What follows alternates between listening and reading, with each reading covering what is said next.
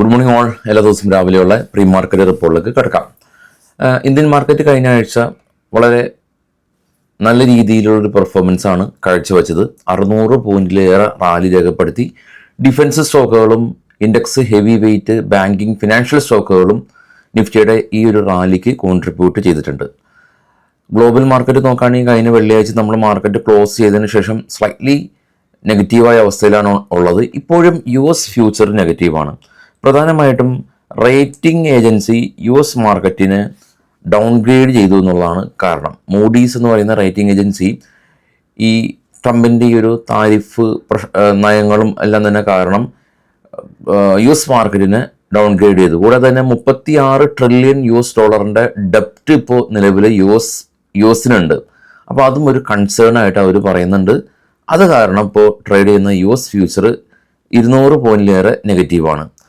Gift നിഫ്റ്റിയും already തന്നെ കഴിഞ്ഞ വെള്ളിയാഴ്ച ദിവസം ഒരു 50 പോയിന്റിന് നെഗറ്റീവ് ആയ രീതിയിലായിരുന്നു ശനിയാഴ്ച വെളുപ്പിന് 2 മണിക്ക് ക്ലോസ് നടത്തിയത്. അപ്പോൾ ഇപ്പോഴും ആ ഒരു റേഞ്ചൊക്കെ തന്നെയാണ് കാണിക്കുന്നത്.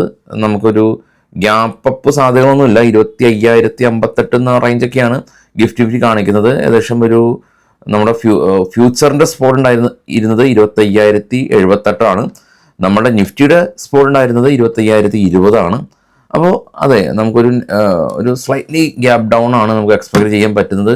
ഗിഫ്റ്റ് നിഫ്റ്റിയുടെ ലെവലുകളൊന്നും തന്നെ നമ്മൾ പറയാത്തതിൻ്റെ കാരണം നമ്മൾ ന്യൂസ് ചെയ്യുന്നു, പിന്നീടും ഗിഫ്റ്റ് നിഫ്റ്റി ട്രേഡ് ചെയ്യുന്നു, 9:15 ആവുന്നു, വേറെ വാല്യൂ വരുന്നു, ന്യൂസ് കണ്ട ആളുകൾ പറയുന്നു ന്യൂസിൽ കണ്ട വാല്യൂ അല്ല എന്ന് പറയുന്നു. Gift Nifty trade ചെയ്തുകൊണ്ടിരിക്കുകയാണല്ലോ.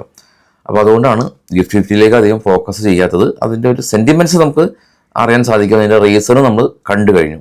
ഇനി കുറച്ച് സ്റ്റോക്കുകളുടെ വാർത്തകളിലേക്ക് പോകാം. ബൈസൽ റെക്കമെൻഡേഷൻ അല്ല, ജസ്റ്റ് വാർത്തകൾ മാത്രം.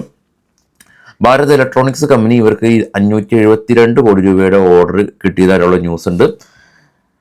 ഡിവിസ് ലാബ് നെറ്റ് പ്രോഫിറ്റ് 23% ഉയർന്ന് 662 കോടി രൂപ കരസ്ഥമാക്കി. റവന്യൂ 12% വളർച്ച കൈവരിച്ചു. മാക്സ് ഹെൽത്ത് കെയർ കമ്പനി ഇവർ 120 കോടി രൂപക്ക് സൂപ്പർ സ്പെഷ്യാലിറ്റി ഹോസ്പിറ്റൽസ് ബിൽഡ് ചെയ്യാനായിട്ട് കമ്പനി ലാൻഡ് എല്ലാം തന്നെ അക്യൂർ ചെയ്തു എന്നുള്ള ന്യൂസ് ഉണ്ട്. KEC ഇൻ്റർനാഷണൽ കമ്പനി ഇവർ 1133 കോടി രൂപയുടെ ഒരു ഓർഡർ ഇവർക്ക് ലഭിച്ചു. കൂടാതെ RPP ഇൻഫ്ര കമ്പനി 154 കോടി രൂപയുടെ ഓർഡർ ലഭിച്ചു. ഡെലിവറി ലോജിസ്റ്റിക് കമ്പനി 68 കോടി രൂപ ലോസിൽ ഉണ്ടായിരുന്ന കമ്പനി ഇത്തവണ 72 കോടി രൂപ പ്രോഫിറ്റിലാണ്. ഈസാഫ് സ്മോൾ ഫിനാൻസ് ബാങ്ക് 43 കോടി രൂപ പ്രോഫിറ്റിൽ നിന്ന് 180 കോടി രൂപ ലോസിലാണ്. കൽപാത്ര പവർ കമ്പനി 165 കോടി രൂപയിൽ നിന്ന് 230 കോടി രൂപയിലേക്ക് പ്രോഫിറ്റ് ഉയർത്തി. Shipping corporation of India company 307 കോടി രൂപയിൽ നിന്ന് 185 കോടി രൂപയിലേക്ക് പ്രോഫിറ്റ് കുറഞ്ഞു. ന്യൂജൻ സോഫ്റ്റ്വെയർ കമ്പനി ഇവർക്ക് ന്യൂ പേറ്റന്റ് കമ്പനിക്ക് കിട്ടിയതായിട്ടുള്ള ന്യൂസ് ഉണ്ട്. പ്രീമിയർ എനർജി കമ്പനി 104 കോടി രൂപയിൽ നിന്ന് 277 കോടി രൂപയിലേക്ക് പ്രോഫിറ്റ് ഉയർത്തിയിട്ടുണ്ട്. ഈ ആഴ്ച ഗ്ലോബലി നോക്കുകയാണെങ്കിൽ US നിന്ന് ക്രൂഡ് ഓയിൽ ഇൻവെൻട്രീസ് ഉണ്ട്, ന്യൂ ഹോം സെയിൽസ് റിപ്പോർട്ടുകളുണ്ട്. യൂറോപ്യൻ മാർക്കറ്റിൽ നിന്നും കുറച്ച് ഈവൻറ്റുകളുണ്ട്. നമ്മൾ ഇന്നലെ ഡിസ്കസ് ചെയ്താണ്, അതുകൊണ്ടാണ് സ്പെസിഫിക് പറയാത്തത്. ഇന്ത്യൻ മാർക്കറ്റിൽ നിന്ന് വലിയ ഈവൻറ്റുകളൊന്നും ഈ ആഴ്ച ഇല്ല. അത് നമുക്ക് നമ്മളുടെ ഗ്ലോബൽ ഈവൻറ്റിൽ ട്രേഡ് ബഡിയിൽ ചെക്ക് ചെയ്യാം. ഈ വീഡിയോയുടെ ഡിസ്ക്രിപ്ഷനിൽ അല്ലെങ്കിൽ ഞാൻ ഫസ്റ്റ് കമൻറ്റിൽ പിൻ ചെയ്ത് വെക്കാം വെബ്സൈറ്റിൻ്റെ ലിങ്ക്.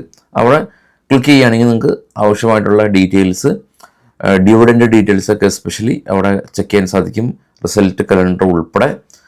അപ്പോൾ അതൊക്കെ ചെക്ക് ചെയ്യുക, അതനുസരിച്ചൊക്കെ ട്രേഡ് പ്ലാൻ ചെയ്യുക. കഴിഞ്ഞ ആഴ്ച ഉണ്ടാക്കിയ പ്രോഫിറ്റ് ഈ ആഴ്ച കളയാതെ ഇരിക്കാൻ ശ്രദ്ധിക്കുക. പല ട്രേഡേഴ്സിൻ്റെയും പ്രശ്നം ഇതാണ്. അതിലേക്ക് പോകുന്നില്ല. പ്രീ മാർക്കറ്റാണ്. എനിവേ വൈകിട്ട് പോസ്റ്റ് മാർക്കറ്റ് ന്യൂസായിട്ട് എത്താം. Thank you.